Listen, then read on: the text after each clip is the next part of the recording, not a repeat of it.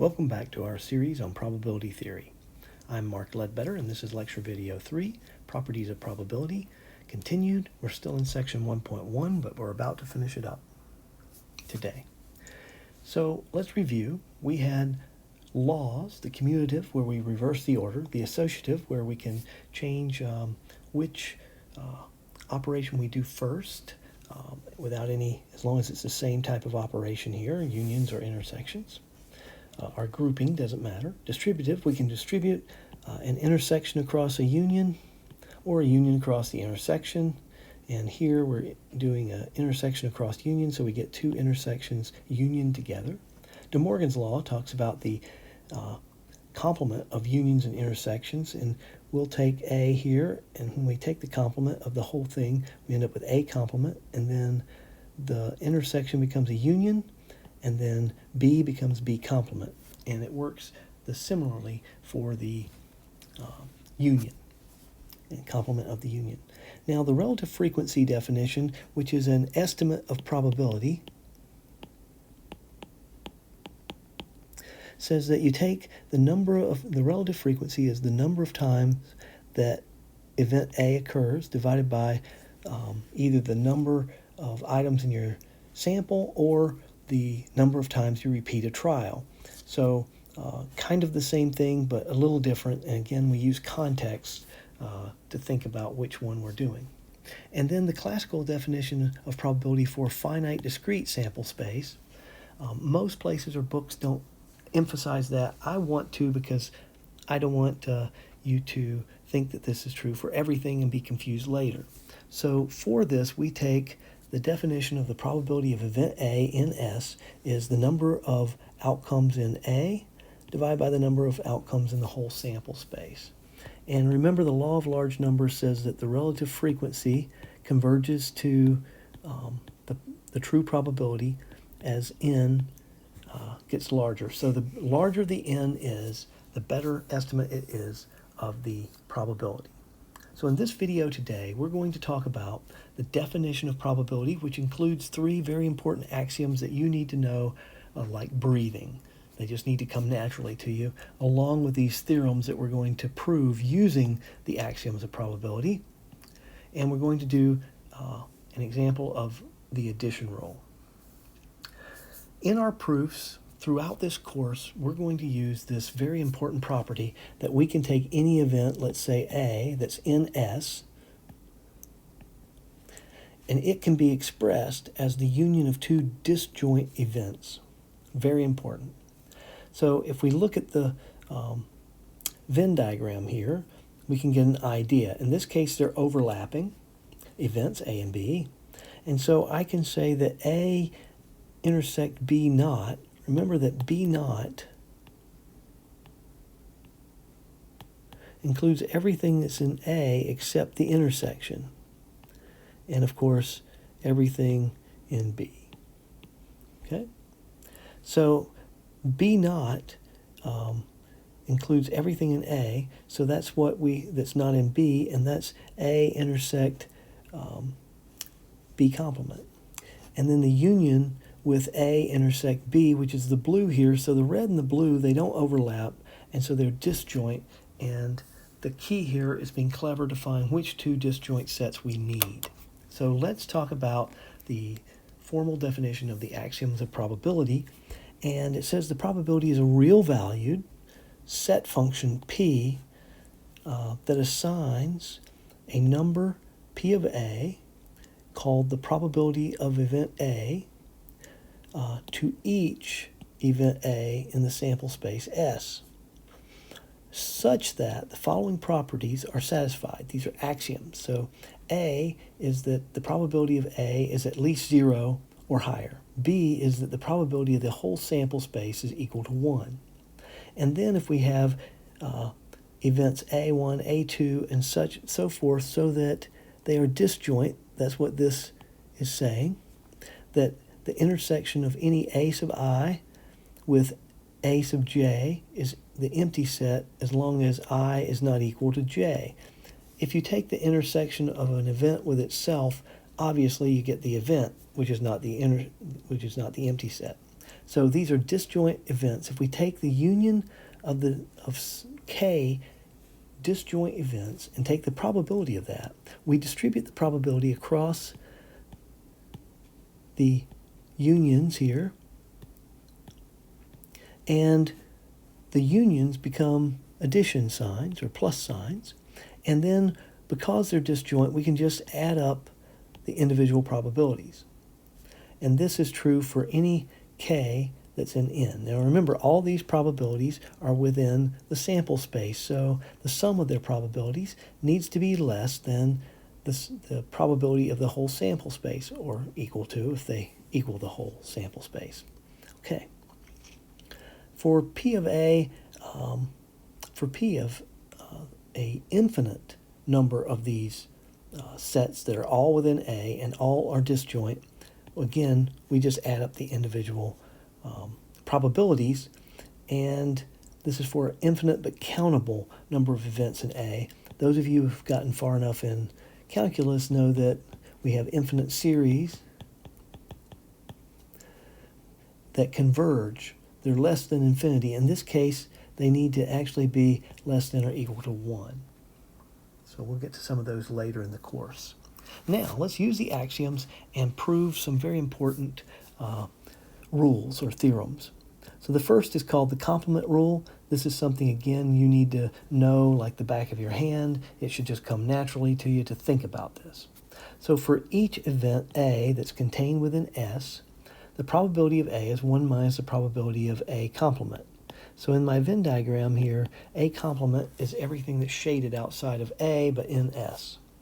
So the proof here is we're going to note that A union A complement is equal to S, and that these are disjoint. A intersect A complement is the empty set.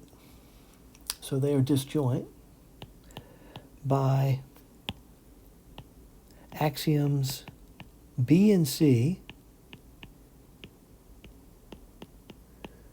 We have P of A plus P of A complement equals 1, because this is equal to the probability of S. Okay. So, which gives, if we solve for P of A equals 1 minus P of A complement. We've subtracted P of A complement from both sides, and we have thus proved the complement rule. For the second one, we want to prove that the probability of the empty set is 0. So to do this, we're going to use theorem 1 above and let A equal the empty set. Remember, the empty set is always a subset. Then A complement is equal to S, which provides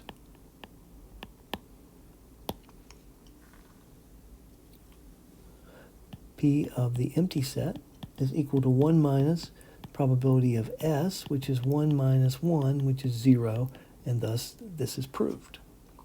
Now, let A be contained in B, and of course both are in S, so our Venn diagram for this might look something like,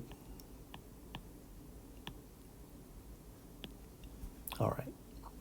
Now, we're saying then that the probability of A is less than or equal to the probability of B. The only time they'd be equal is if A is equal to B. Okay? Still a subset, but it's equal to B. Now, so in other words, any set is its own subset. Now, because A is contained in B, we have B is equal to the union of A with B intersect A naught. So I'm going to shade in B intersect A naught. It's everything in B that's not in A. Okay. And notice that these are disjoint, so A intersect B intersect A complement is empty. There is no overlap of these two things. So we have the union of two disjoints, the union of two disjoint sets. By axiom C,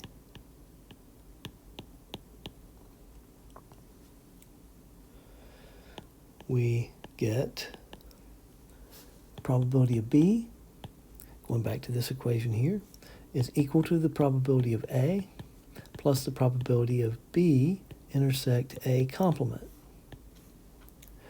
Note that A is equal to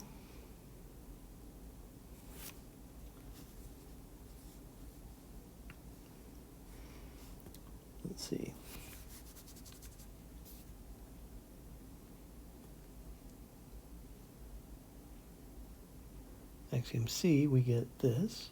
Oh, and we just look at this and notice that we have probability of A, and then we have the probability of something else, and this has to be greater than or equal to 0. So this is going to be greater than or equal to the probability of A by axiom A. So we have proved this because now we've got P of A is less than or equal to P of B, or P of B is greater than P of A, just by rewriting this. Okay. Now, for any event A, the probability of A is less than or equal to 1. With axiom A, this gives us that the probability of A is between 0 and 1. So all probabilities are between 0 and 1. A is a subset of S. By theorem 3 above, in axiom C, we end up with the probability of A is less than or equal to the probability of S. Substituting in, we get 1, which is exactly, so the probability of A is less than or equal to 1. Now, the addition rule, this is a very important rule here. This works for any two sets, but especially when they are overlapping, so they're not disjoint. If they're disjoint, we can use axiom C. If they're not disjoint, we can use the addition rule. So here, the event A can be expressed as the union of two disjoint sets. So A union B is equal to A union A complement intersect B. So by axiom C, we have the probability of A union B is equal to the probability of A plus the probability of A complement intersect B. Notice that B equals A intersect B union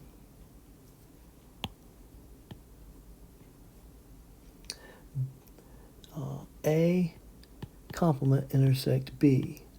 So A complement intersect B is this shaded portion here, and then we have the union, or the intersection of A and B,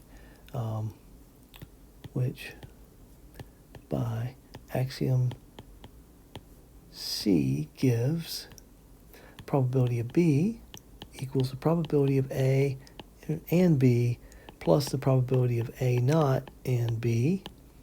Solve for this, we get probability of A complement and B equals the probability of B minus the probability of A and B. Substitute into probability of A union B equals the probability of A. Now we're substituting for this quantity here, which is plus B, probability of B, minus the probability of A and B, and we've just proven our addition rule. Now, there's another addition rule for 3 events. In this case, notice the pattern, probability of A plus B plus C, then minus all the probabilities of 2 intersections, A and B and C, B and C. Then we add the intersection of all 3.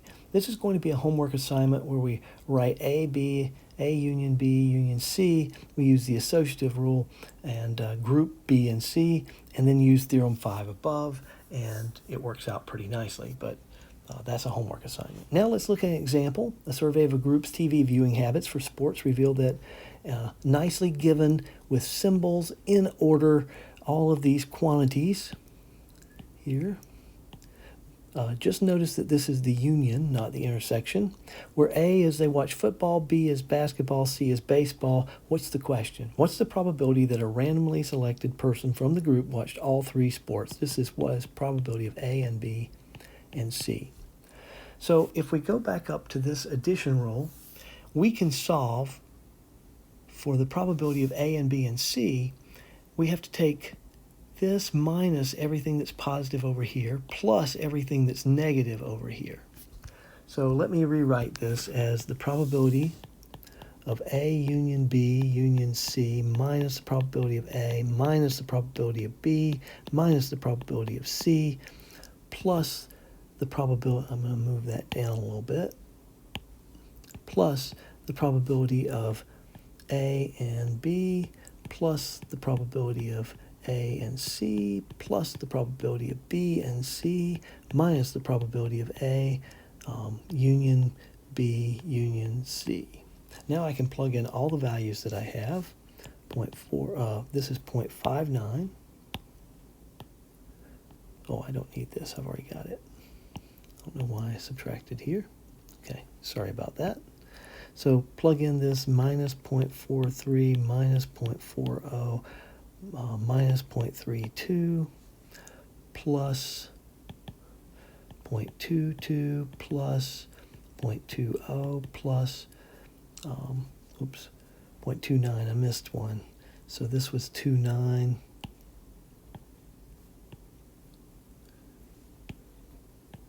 This was 2.2 and 0.20, and this gives us 0.15. All right. So please don't forget to scan your lecture notes by midnight.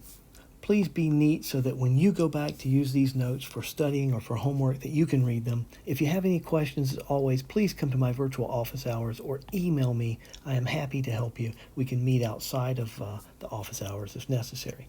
But until next time, please think probability theory.